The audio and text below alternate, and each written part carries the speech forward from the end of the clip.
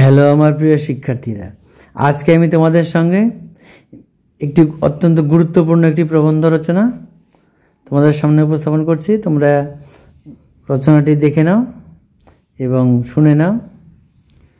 প্রবন্ধটির নাম বিভূতিভূষণ বন্দ্যোপাধ্যায় বা কথা সাহিত্যিক বিভূতিভূষণ বন্দ্যোপাধ্যায় বা বিভূতিভূষণ বন্দ্যোপাধ্যায় ও বাংলা সাহিত্য।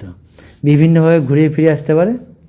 এই রচনাটি এবারের উচ্চ মাধ্যমিকের জন্য অত্যন্ত দরকারি। মাধ্যমিকের ছাত্ররাও দেখে রাখতে পারো। এছাড়াও অন্যান্য ক্লাসেও এই প্রবন্ধ রচনাটি অত্যন্ত দরকারি।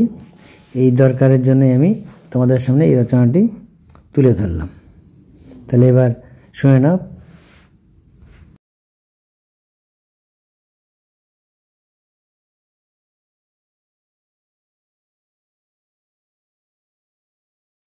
এবার রচনার মধ্যে দেখো কী কী আছে: ভূমিকা, জন্ম, বাল্যকাল, শিক্ষা, কর্মজীবন ও সাহিত্যকীর্তি, প্রকৃতি প্রেম, অন্তিম পর্ব এবং উপসংহার। এই পয়েন্টগুলির উপরে আলোচনা করে তোমাদের লিখতে হবে। প্রথমে ভূমিকা। রবীন্দ্রনাথ, নজরুল ও শরৎচন্দ্রের পর বিভূতিভূষণ বন্দ্যোপাধ্যায় বাংলা সাহিত্যের একটি জনপ্রিয় নাম। গ্রাম বাংলার প্রকৃতি, দরিদ্র মানুষ, তাদের সুখ দুঃখ, আশা আকাঙ্ক্ষাকে তিনি রঙে, রসে, গল্পে, উপন্যাসের রূপ দিয়ে গেছেন।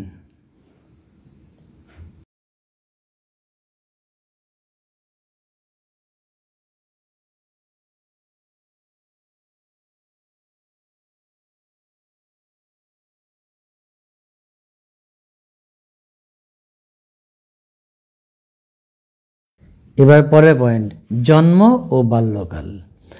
1894 খ্রিস্টাব্দের 12ই সেপ্টেম্বর উত্তর 24 পরগনার কাঁচরাপাড়ার কাছে মুরাতিপুর গ্রামে মাতলালয়ে বিভূতিভূষণের জন্ম। তার পৈতৃক বাড়ি বনগাঁর কাছে চালকি ব্যারাকপুরে। বিভূতিভূষণ অত্যন্ত দরিদ্র পরিবারের সন্তান ছিলেন। পিতা মহানন্দ বন্দ্যোপাধ্যায়ের জীবিকা ছিল পূজা অর্চনা ও কথকতা। বিভূতিভূষণ ছোটবেলা থেকেই ছিলেন ভাবুক প্রকৃতির।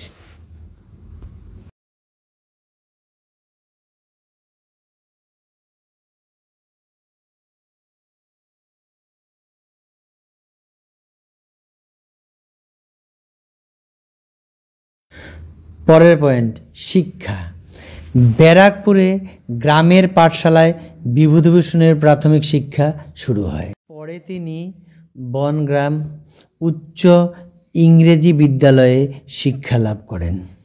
1914 খ্রিস্টাব্দে প্রবেশিকা পরীক্ষায় প্রথম বিভাগে পাশ করেন। উচ্চশিক্ষার জন্য ভর্তি হন রিপন কলেজে। আইন এবং বিএ পাশ করেন কৃতিত্বের সঙ্গে। ডিস্টিংশন সহ বিএ পাশ করার পর কলকাতা বিশ্ববিদ্যালয়ে এমএ পড়ার জন্য ভর্তি হন, কিন্তু আর্থিক অনটনের জন্য পরীক্ষা দেওয়া হয়নি।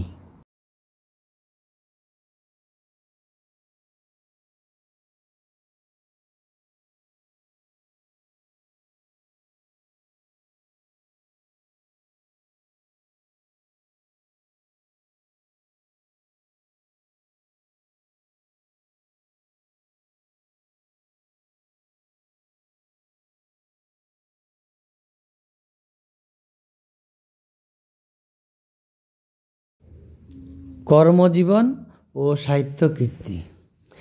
বিভূতিভূষণের কর্মজীবনের সূচনা শিক্ষকতা দিয়ে, কিন্তু তিনি চিরপথিক।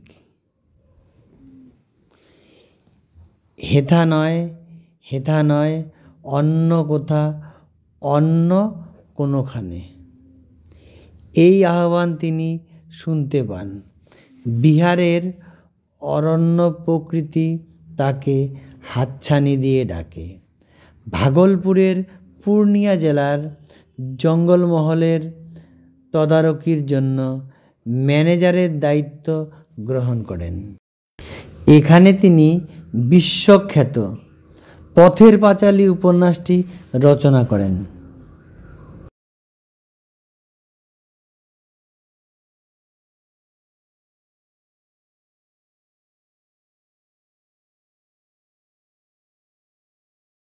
প্যারা চেঞ্জ করে লিখবে।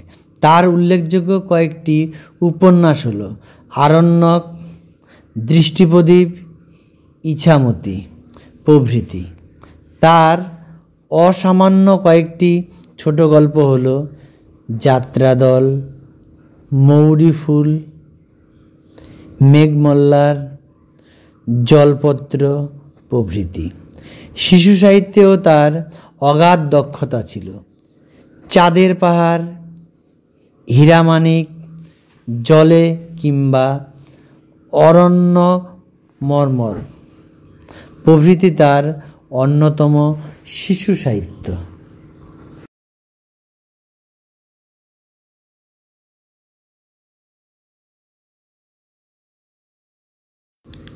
পরের পয়েন্ট, প্রকৃতি প্রেম।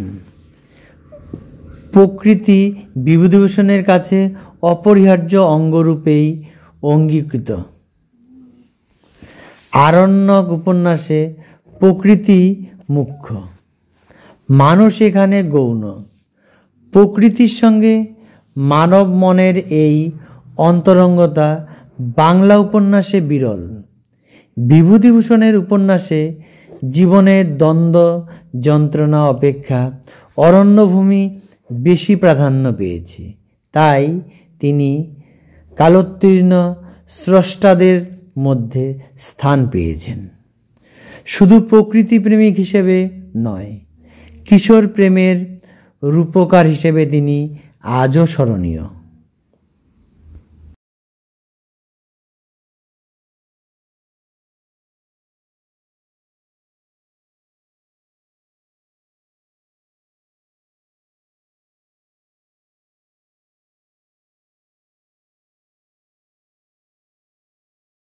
পরের পয়েন্ট, অন্তিম পর্ব।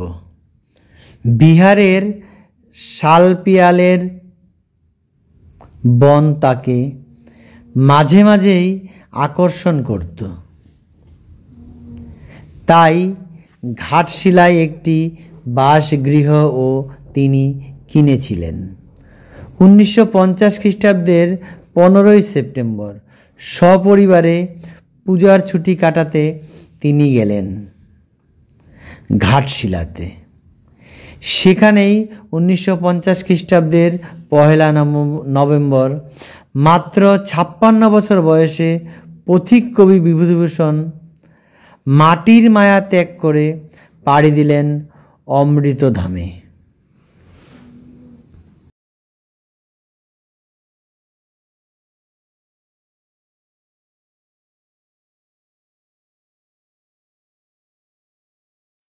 পরের পয়েন্ট, উপসংহার।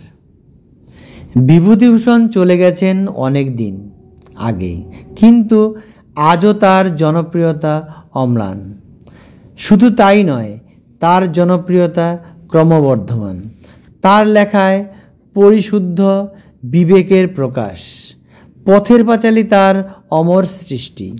বিভূতিভূষণ তার সৃষ্টির জন্য, প্রকৃতির সঙ্গে একাত্মতার জন্য এবং কিশোর রচনার জন্য জন্ম শতবর্ষ পরেও বাংলা পাঠকদের হৃদয়ে সহজেই স্থান করে আছেন। এরপরে আমি বিভিন্ন আরও রচনা দিয়ে দেব, প্রবন্ধ রচনা, সেগুলি তোমরা চ্যানেল থেকে দেখে নিও।